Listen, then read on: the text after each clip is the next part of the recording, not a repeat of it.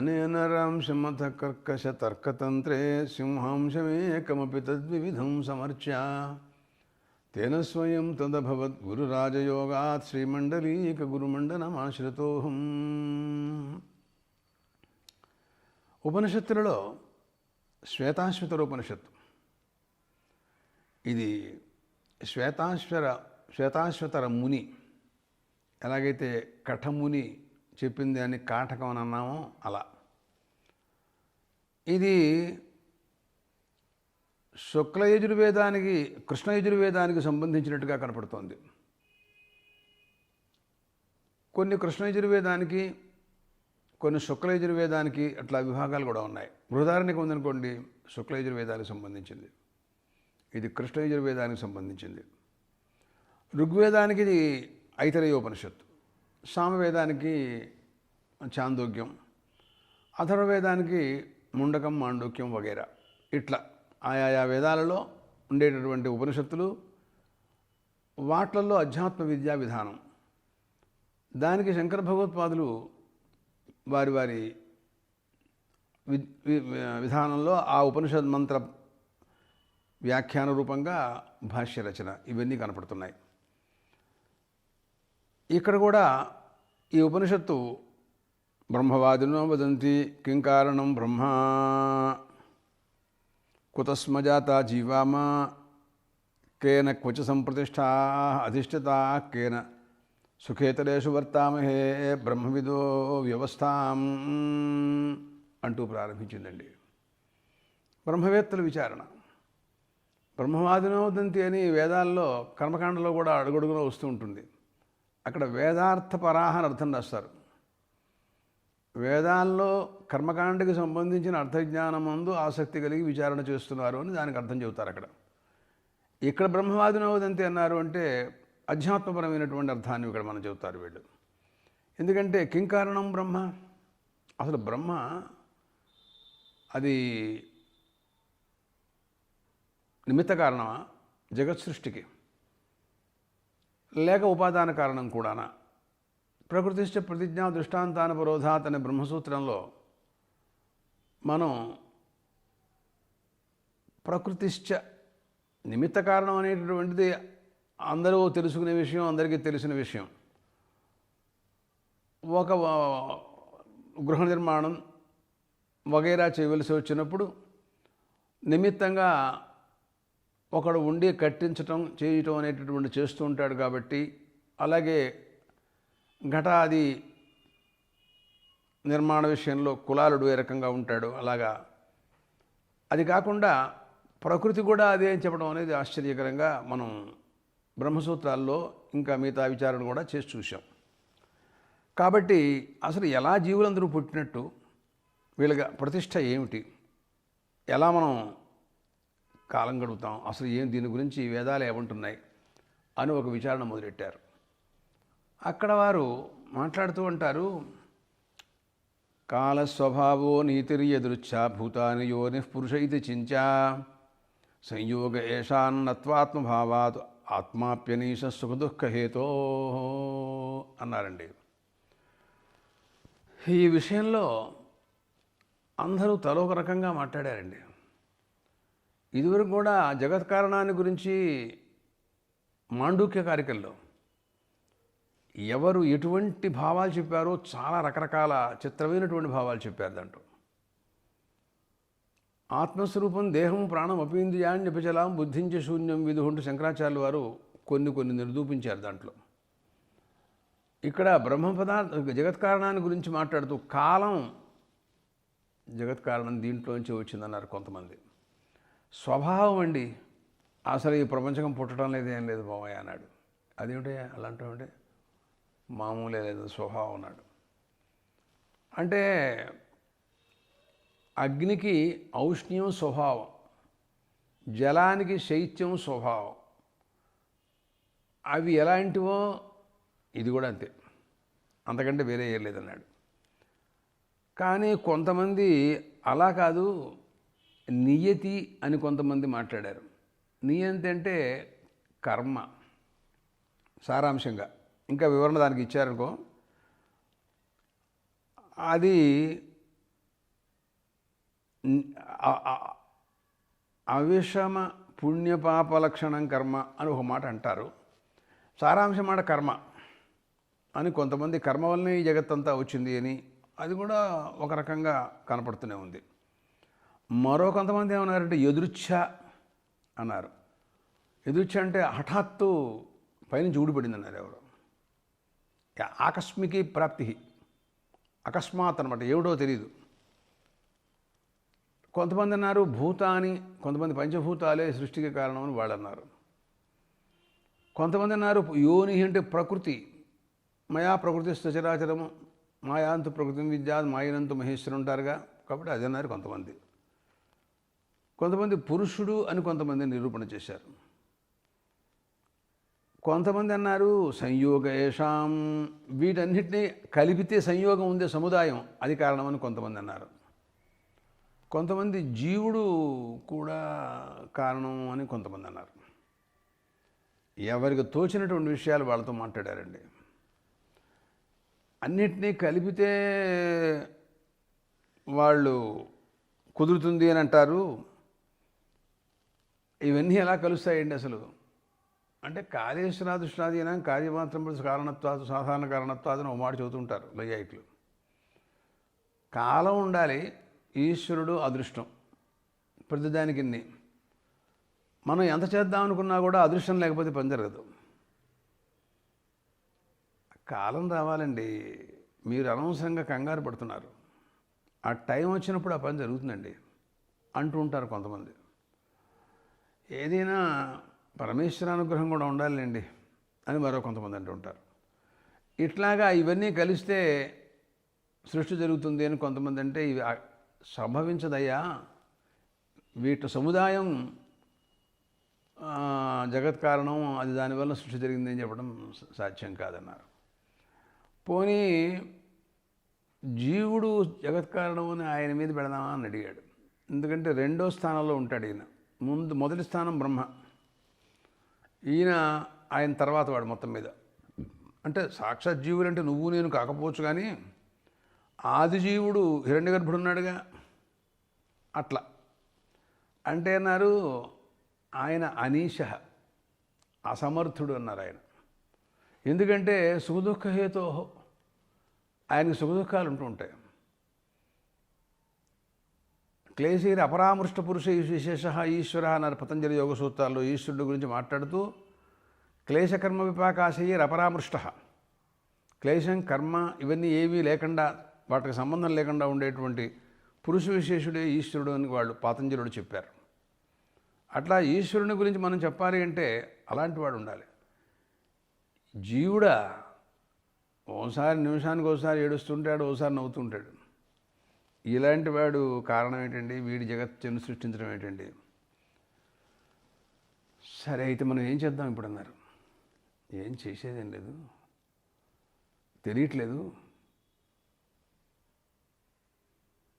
ఏదైనా ధ్యానం తపస్సు చేద్దామా తెలుసుకోవడం కోసమని చేద్దామన్నారు. తే ధ్యానయోగానుగత అపశ్యన్ దేవాత్మశక్తిం సుగుణైర్నిగూఢాం. వెంటనే ధ్యానం చేయడం ప్రారంభించారు. అందరూ ధ్యానం చేస్తున్నారు. ధ్యానయోగానుగత అపశ్యన్, ఆ ధ్యానం వాళ్ళకి చిత్తైకాగ్ర్యం, ఏకాగ్ర చిత్తత్వం, అదే యోగం. వాళ్ళు ఏదనుకుంటారో అది వాళ్ళకి ఆ సమాధిలో వాళ్ళకి భాషిస్తుంది. అది దాంట్లో కూర్చున్నప్పుడు వారు పరిపూర్ణంగా ఆ పదార్థాన్ని వాళ్ళు చూడగలుగుతారు. ధ్యానయోగ అనుగత, నిరంతరం ధ్యానయోగంలో నిమగ్నుడై ఉన్నారు. వాళ్ళు ఏం చేశారంటే సగుణైర్ నిగూఢాం దేవాత్మశక్తిం అపశ్యన్, ధ్యానం చేయగా చేయగా ఒక స్వరూపం వాడు చూశారట. ఏమిటి చూశారు వాళ్ళు? అది దేవాత్మశక్తి. దేవ అంటే ద్యోతనాత్మక, ప్రకాశాత్మక పరమాత్మ. ఆయన యొక్క శక్తి, ఆయన శక్తి ప్రకృతి అన్నమాట. ఆయన ఒక మాయావి, ఆయన పరమేశ్వరుడు, ఆయన యొక్క పరమాత్మ. దేవాత్మ అన్నారుగా, ఆయన ద్యోతనాత్మకమైనటువంటి ఆత్మ కాబట్టి దేవాత్మ అన్నారు ఆయన్ని. అనే యొక్క శక్తి అది స్వగుణైర్నిగూఢం, తన గుణాలతో వ్యాపించి నిగూఢంగా ఉంటుంది. అది ప్రకృతికి సత్వరజస్తమ గుణాలు ఉన్నాయి. ఆ 3 గుణాలతో అది వ్యాపించి ఉంటుంది. అయితే అది ఎలాంటిది అంటే అది అస్వతంత్రం అన్నాడు.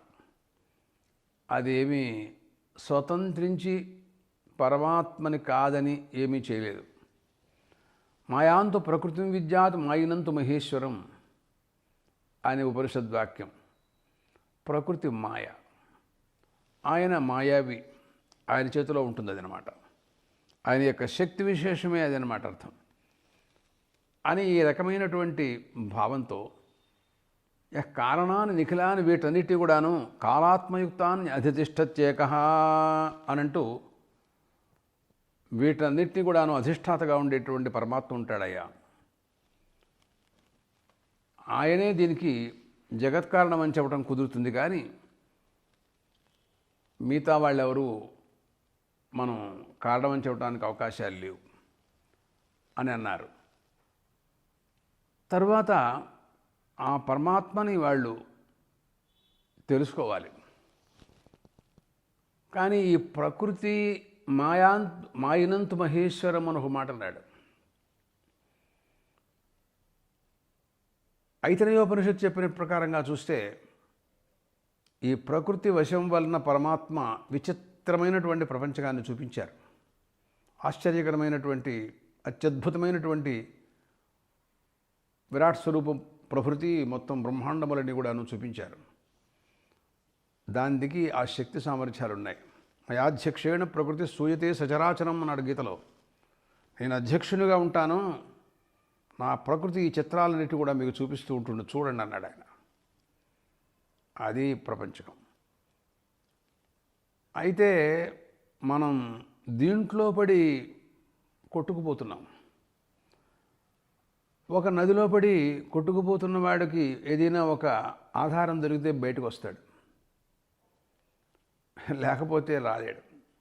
సహజంగా నదుల్లో చెట్లు అన్నీ కూడా కొట్టుకుపోతూ ఉంటుంటాయి. ఎవరైనా మునిగిపోయిన వాళ్ళకి ఆధారంగా ఒక చెట్టు కొమ్మ కర్రో కనపడిందనుకో, దాన్ని పట్టుకుని పైకెక్కుతారు పాపం. జాగ్రత్తగా మెల్లిగా ఎప్పుడో ఒక దెబ్బంటే అది ఒడ్డుకు వస్తుంది, దాని ప్రకారంగా బయటపడతాడు. అలాంటి నది ప్రవాహ రూపంగా భయంకరమైన ప్రవాహం అది. ఆ ప్రవాహంలో కొట్టుకు వెళ్ళిపోతున్నటువంటి వాడికి ఒకానొక ఆలంబనం దొరుకుతుంది ఎప్పుడో. దాన్ని పట్టుకుని దాని మీద కూర్చుంటాడు. మెల్లిగా ఎప్పటికో ఒడ్డుకు చేరుస్తున్నది. బయటపడి అమ్మ బతికానురా అనుకుంటాడు వాడు. అలాగా పరమాత్మ ఈ ప్రకృతి ద్వారా ఈ జగత్తులన్నిటి కూడా అలా సృజించారు.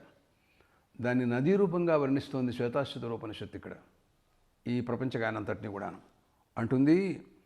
పంచశ్రోతోంబుం పంచయోన్యు ఉగ్రవక్రాం, పంచశ్రోతోంబుం పంచవగ్యోన్యుగ్రవక్రాం, పంచప్రాణోర్మిం పంచబుద్ధ్యాదిమూలాం, పంచావర్తాం పంచదుఃఖోగవేగాం, పంచక్లేశభేదాం పంచ పర్వామధీమః.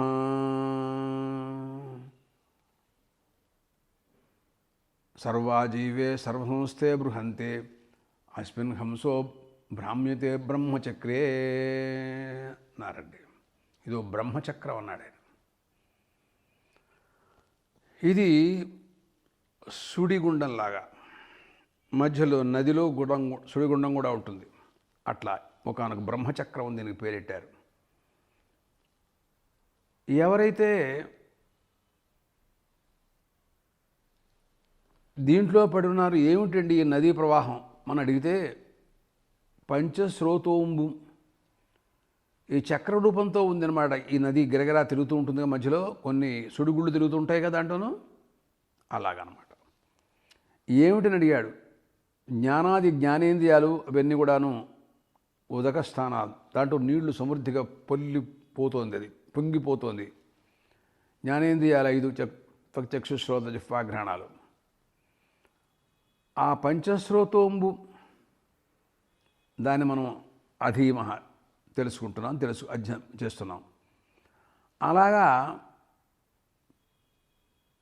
పంచయోన్య ఉగ్రవక్రం 5 ఈ ప్రపంచకానికి కారణాలుగా ఉన్నాయి పంచభూతాలు. దాంతో ఈ ప్రవాహం అంతా కూడా బయలుదేరి విపరీతంగా వచ్చేస్తుంది. ఈ ప్రపంచం అంతా కూడా ఆ 5 భూతాల వల్లనే ఏర్పడిపోయింది. ఇది ఉగ్రవక్రామంటం చేత అటు ఇటు కొండల్లోంచి వంకర టెంకర్లుగా అలా అలా అలా తిరిగిపోతూ నీళ్లు కూడా ప్రవాహాలు ఆ మూలకి ఈ మూలకి ఈ మూలకి వెళ్ళిపోతూ తిరుగుతుంది. మన సంసార మండలంలో ఎన్ని ఒడిదుడుకులో మనకు తెలియదు. ఇవాళ ఏదో పర్వాలేదు అనుకుంటే ఇవాళ ఏదో మరొకటి వస్తుంది కొత్తది సమస్య. దాంతో కొట్టుకుంటుంటాడు. ఇది పోయిందంటే ఇంకోటి వస్తుంది. పోవటం అంటూ ఉండదు, ఏదో ఒకటి వస్తూనే ఉంటుంది. ఇవన్నీ పోయిన తర్వాత నేను తర్వాత చూస్తాను అంటే అసలు వీడు ఉండనే ఉండడు. సముద్రే శాంతకల్లోలే స్నాతుమిచ్చిది మూడది అన్నట్టు వాడెవడో సముద్ర స్నానం చేద్దామని వెళ్ళాట. సముద్రం ఒడ్డుకి నుంచున్నాడు, చూస్తున్నాడు. ఏంట్రా స్నానం చేయరంటే అక్కడ తాగాలన్నాడు. ఏంట్రా అన్నాడు. ఏం లేదు, ఆ తరంగాలు తగ్గుతాయి అప్పుడు చేస్తాను అన్నట్ట. మధ్యాహ్నం దాకా అక్కడే నుంచున్నాడు వాడు. వేరు కదా, తెలియదు వాడికి. అట్లా ఉంటుంది మరి పరిస్థితి. అది ఆగేది లేదు, వీడు స్నానం చేసేది లేదు. అంచేత ఇలాగే ఉంటుంది. ఈయన బతికేటువంటిది అసలు మనం ఏం చేస్తాం దానికి. పంచప్రాణోర్మ్యం అదే కాక దీంట్లో పంచప్రాణాలు, కర్మేంద్రియాలు, వాక్పాణ పాదవాయుపస్థలు అవన్నీ తరంగాలు అన్నమాట. ఎగురుతూ ఉంటుందన్నమాట అర్థం. వీటితో ఎగిరిపోతున్నాడు మనిషి. నేను గొప్పవాడిని అంటున్నాడు, అంతటి వాడిని అంటున్నాడు, నా ముందు వీళ్ళంతా లెక్క ఏమిటంటున్నాడు. అయ్యి బాబోయ్, వాడిని మనం పట్టుకోలేకుండా ఉన్నాం. ఇదంతా తరంగాలు ఎగిరిపోతున్నాను అన్నమాట. పంచప్రాణోర్మ్యం పంచబుద్ధ్యాది మూలాం. తర్వాత చక్షురాది వల్ల కలిగేటువంటి మనోవృత్తులు, ఇవన్నీ మూలం. దీనికి కాసేపు సందేహం, కాసేపు ఆలోచన, కాసేపు సంశయం, కాసేపు అహంకరించడం, కాసేపు నిర్ణయించడం. మనోబుద్ధి చిత్త అహంకారాలంటే ఇవే. అవును కానీ నువ్వు చెప్పేది బాగానే ఉంది కానీ నాకు సందేహం ఉందిరా అని వారి మీద సందేహం పెడుతుంటారు. ఇద్దరు కలిసి వాదించుకుంటూ ఉంటారు కాసేపు. కొంతమంది కాసేపు ఏంటంటాడు, అసలు నువ్వు చెప్పేది నాకు ఏం అర్థం కావట్లేదా బై, వాళ్ళు వద్దిది రేపు చూద్దాం అని మానేమంటాడు. మళ్ళీ మొన్నాడు వచ్చిన తర్వాత నువ్వు చెప్పడం ఏంటి, అసలు నేను వింటం ఏంటి అని మొన్న అంటున్నాడు. అర్నియాసాధ్యం కోలా ఇలా రమ్మన్నావు కదరా అంటే అదంతే, ధోరణి అంతే అండి, మనం ఏం చెప్పలేము. అందువలన పంచబుద్ధ్యాది మూలాం మనోవిజృంభితం సర్వం యత్కించిత్ సచరాచరం మనసో అవనీభావే ద్వైతన్నైవోపలజ్జితే. గౌడపాదాచార్య గారు కారిక. మనోవిజృంభితం సర్వం, ఇదంతా మనోవిజృంభితం అన్నాడు. ఇదంతా కూడా మనస్సే ఇంత పని చేస్తోంది, మానసికం అన్నమాట. ఉన్మనీభావం ఏర్పడ్డప్పుడు ఇదేమి ఉండదు కదా. సమాధిలో ఉన్మనీభావం ఏర్పడుతుందన్నారు. యువతారావళిలో శంకర భగవత్పాదులు కూడా చెప్పారు. గౌడపాదాచార్య గారు ఉన్మనీభావాన్ని బాగా వర్ణించారు. యత్కించిత్ సచరాచరం, ప్రపంచమంతా కూడా మనస్సు నిలిపితే పంపిస్తే బయటికి ఈ ప్రపంచం ఉన్నట్టు. మనస్సుని అరికట్టామనుకో ఏం లేదు, అంతే. అప్పటిదాకా ఉన్న ఈ ప్రపంచం ఏమైంది తెలియదు. కళ్ళు చూసి తెరిచాడు, మళ్ళీ మనస్సు వచ్చింది, బయటకు వచ్చింది, మళ్ళీ ఆలోచనలన్నీ బయలుదేరుతున్నాయి. మనసో హ్యమనీభావే ద్వైతన్నైవోపలభ్యతే. అమనీభావం అది సమాధిలో ఏర్పడుతుంది. అది అటువంటి వాడికి ద్వైతం ఉండదు కదా, నిర్వికల్పక సమాధిలో ఉంటుంది అది అని చెప్పారు యోగతారావళిలో శంకరాచార్య వారు. కాబట్టి ఇలాంటి ఆవర్తస్థాని సుడుగుళ్ళు, పంచావర్తాం పంచదుఃఖోగ వేగాం, పంచదుఃఖాలు పంచన్నారు కానీ ఈయన చాలా అంటే బాగుంటుందేమో. 5 ఏమిటి? గర్భ దుఃఖం, జన్మ దుఃఖం, జరా దుఃఖం, వ్యాధి దుఃఖం, మరణ దుఃఖం అనేవో కొన్ని పేర్లు చెప్పారు ఈయన. దుఃఖాలు ఇవేనా? ఈ కాసినేనా? రోజు ఎన్ని రకాల దుఃఖాలు అనుభవిస్తున్నారో మానవులు. ఇవన్నీ కూడాను పంచదుఖాలు, ఏవో కొన్ని పేరు చెప్పారు ఆయన. కాబట్టి ఈ పంచదుఖాలతో కూడుకుని ఉంటుంది ఈ నది, ఈ సంసారణం అనేటటువంటి నది. ఆ వేగాలు, నదీ వేగాలు అన్నమాట. ఇవన్నీ ఈ దుఃఖాలన్నీ వేగరంగా ఉంటాయి, మామూలుగా కాదు. ఆగలేడు, ఏడుస్తున్నాడు, పట్టుకున్నా మనం స్వాధీన పట్టలేదు, ఎంత చెప్పినా వింటలేదు, దుఃఖం ఆగట్లా, పాపం ఏమిటో తెలియదు. కాబట్టి పంచదుఃఖముగ వేగాం, తర్వాత పంచక్లేశ భేదాం, పంచక్లేశాలు, అవిద్య, అస్మిత, రాగద్వేష, అది పంచవివే దాంట్లో వారు చెప్పారు, యోగ సూత్రాల్లో మాట్లాడారు. అవన్నీ కూడాను క్లేశాలే, వాటితో వ్యాపించి ఉంటుంది ఇది ఈ సంసార నది. పంచపర్వామధీమః, పంచపర్వలట అండి. దీనికి కూడా పర్వలు ఉన్నాయటేమిటో. ఆ రకమైనటువంటి మొత్తం ఎన్ని రకాలుగా చూస్తే కరణాలు కనపడుతున్నాయో మనం చెప్పలేం కదా. ఇలాంటి మహానది, ఈ నదిలో పడి హంస సర్వాజీవే సర్వసంస్థే బృహంతే, సర్వేషాం ఆజీవనం అస్మిన్నితి సర్వాజీవే, అందరూ దీంట్లోనే జీవిస్తున్నారు, అందరూ దీంట్లోనే సమాప్తి ప్రళయంలో దీంట్లో వెళ్ళిపోతుంటారు. అస్మిన్ హంసో భ్రామ్యతే బ్రహ్మచక్రే, దీంట్లో పడి ఒకనొక హంస సంచరిస్తూ ఉంటుంది. ప్రళయం చూపించాడు మార్కండేయ మహర్షి ఒకసారి. అసలు అవి నా అజ్ఞానాన్ని గురించి వివరణ ఏదో ఇచ్చారు ఒకసారి, అసలు చూడలేకపోయినారు, భయంకరమైనటువంటి పరిస్థితి. అలాంటి దాంట్లో బ్రహ్మచక్రంలో ఈ జీవుడు, హంస శబ్దానికి అర్థం హంస, హింస గచ్చోహో, గమనా హంతీతి గచ్చతీతి హంస, జీవుడు అని దానికి అర్థం. ఈ జీవుడు దీంట్లో పడి ఇలా తిరుగుతూ ఉంటాడనమాట, దీనికి అర్థం. మనం మాండూక్యం విన్నాం. మాండూక్యంలో అవస్థాత్రయంలో మరి జాగ్రత్త, స్వప్న, సుషుప్తి అవస్థాభిమాని జీవులు, విశ్వతేజస ప్రాజ్ఞులు. ఈ అవస్థాత్రయంలో మహానది దృష్టాంతం ప్రకారంగా, మహామత్స్య దృష్టాంత ప్రకారంగా ఆ దాంట్లోంచి దీంట్లోంచి దాంట్లోకి ఎలా గిరగిరా తిరుగుతూనే ఉన్నారు కదా. దీంట్లోంచి బయటపడే అవకాశం వాళ్ళకి లేదే. అట్లా ఈ రకంగా కొట్టుకుంటూ ఉంటారండి. అది ఏమిటి, దీని గురించి నువ్వేమన్నా నాకు చెప్పవా, ఇది ఎంతే అని అంటావా? అలా అంటలేదు. నీకు ఇదంతా నేను ఎందుకు చెబుతున్నాను అంటే, ఇదంతా యథార్థమని నేను చెప్పటం లేదు నీకు, సహజస్థితి నీకు జ్ఞాపకం చేస్తున్నా. దీని స్వరూపం ఎలా ఉంటుంది అని నేను చెప్తున్నా. ఇంత నీచంగా ఉంటుందని నేను అనుకోలేదు ఇదివరకు అని నీకు ఇప్పుడు తెలుస్తుంది నేను చెప్పిన తర్వాత. అలాగా నేనేదో చాలా బాగుంటుంది, వాడు ఎవడో చెప్పేట, పెళ్ళిలో మేళాలు, తాళాలు, బంధువులు, పిండి వంటలు, భోజనాలు, పల్లకీలో ఊరేగింపు, చాలా బాగుంటుంది అనుకున్నట్టు పెళ్ళి. ఎవరి దారిని వెళ్ళిపోయినట్టు, ఎవరి దారిని వారు వెళ్ళిపోయినట్టు అందరూ. ఇక మొన్నటి నుంచి వీళ్ళు గదిలో కాపురం పెట్టారు. ఇక చూసుకో వీళ్ళ యాతల్లో ఆయన. అప్పుడు అన్నట్ట పెళ్ళి బ్రహ్మాండంగా ఉంది, అట్లాగే ఉంటుంది అనుకున్నాను. తర్వాత అన్నట్టు వాడేవాడు వెర్రివేధ, పాపం పిచ్చివాడు, చూసావు. అలాగే కాబట్టి దీని గురించి నీకు వివరంగా శాంతం చెప్పటం కోసమని శృతిమాత దయతో జీవులను ఉద్దేశించి ఇదంతా స్వరూపాన్ని చెబుతోంది. ఎప్పటికైనా నువ్వు దీంట్లోంచి విరక్తులవుతావేమో అని దాని ఆశ, దాని కోరిక, కరుణ, దయాసముద్ర సా, అందుకోసం అనమాట. పృథగాత్మానం ప్రేరితంచ మత్వా జుష్టస్తతస్తేన అమృతత్వమేతి. ఈ రకంగా ఆత్మ కంటే వేరుగా ఈ పదార్థాలన్నిటిని కూడా తెలుసుకుని వాడు, మానవుడు ఆత్మస్వస్వరూపాన్ని ఎరగక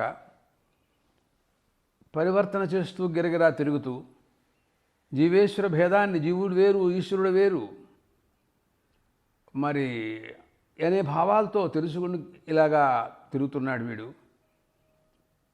కానీ ఇటువంటి దుస్థితిలో ఒక దయామయుడైనటువంటి గురువు, సద్గురువు మనకు లభిస్తాడు. ఆయన జుష్టస్తతస్తేన అమృతత్వమేతి,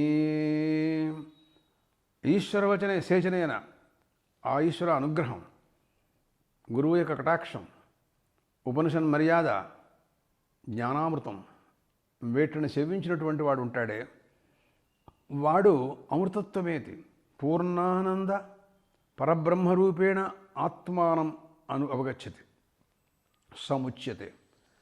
పరిపూర్ణమైన ఆత్మానంద స్వరూపాన్ని వాడు పొందుతాడు. అలాంటి వాడు ముక్తుడవుతాడు. అదే చెబుతారు. దానికోసమని మనం ఎక్కడికో వెళ్ళక్కర్లేదు. దాని గురించి విష్ణు ధర్మంలో వివరణ ఇస్తూ, పశ్యత్యాత్మానం అన్యంతు యావద్వై పరమాత్మనః తావత్ సంభ్రామ్యతే జంతుర్మోహితో నిజకర్మణ. ఎవరైతే బ్రహ్మతత్వాన్ని మరుగుపరచి నేను వేరు ఆత్మ వేరు అనేటువంటి అన్యోసావన్యోహమస్మి నసవేద యథాపశురేవం దేవానాం అంది బృహదారణ్యకోపనిషత్తు. నేను వేరు, పరమాత్మ వేరు, నాకు ఆయనకి ఎట్టి సంబంధం లేదు అని ఎలాగా మౌఢ్యంతో మాట్లాడతాడు అజ్ఞానవశాత్తు. యథా పశురేవం దేవానాం, అలాంటి వాళ్ళు పశువుతో సమానం అని వారు సెలవిచ్చారు. కాబట్టి ఈ రకమైనటువంటి తత్వాన్ని పరిపూర్ణంగా ఎవరైతే అర్థం చేసుకుంటారో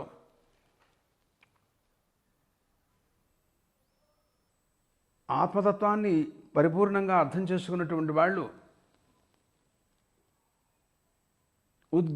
ఉద్గీతమే తత్పరమంతు బ్రహ్మ, అలాంటి పరబ్రహ్మతత్వాన్ని తెలుసుకుని వాళ్ళకి ఈ నదీ ప్రవాహంలో పడటం అనేది లేకుండా, చెప్పానుగా ఇందాక, ఒకానొక కర్ర దొరుకుతుంది.